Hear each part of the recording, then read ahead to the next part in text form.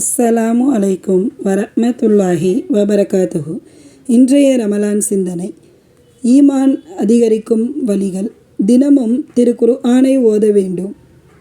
வெறும் வசனங்களை மட்டும் ஓதாமல் அதன் அர்த்தத்தை உணர்ந்து சிந்திக்க வேண்டும். அல்லாஹ்வின் வார்த்தைகளை புரிந்து கொண்டால் நம்பிக்கை உறுதியாகும். அல்லாஹ்வை அதிகம் நினைவு கூர்ந்து திக்ரு மற்றும் இஸ்திஃபார் செய்ய வேண்டும். நபி ஸல்லல்லாஹு அலைஹி வஸல்லம் அவர்கள் ஒரு நாளைக்கு 100 முறை அல்லாஹ்விடம் இஸ்திஃபார் செய்தார்கள்.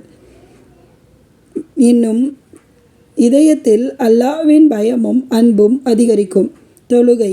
ஐவேளை தொழுகையை குறித்த நேரத்தில் சுன்னத்து தொழுகையை சேர்த்து தொழ வேண்டும். சுஜூதில் அதிகம் துவா கேட்க வேண்டும். நல்ல நண்பர்களுடன் சேர்வது மற்றும் இஸ்லாமிய பயானில் கலந்து கொள்வது.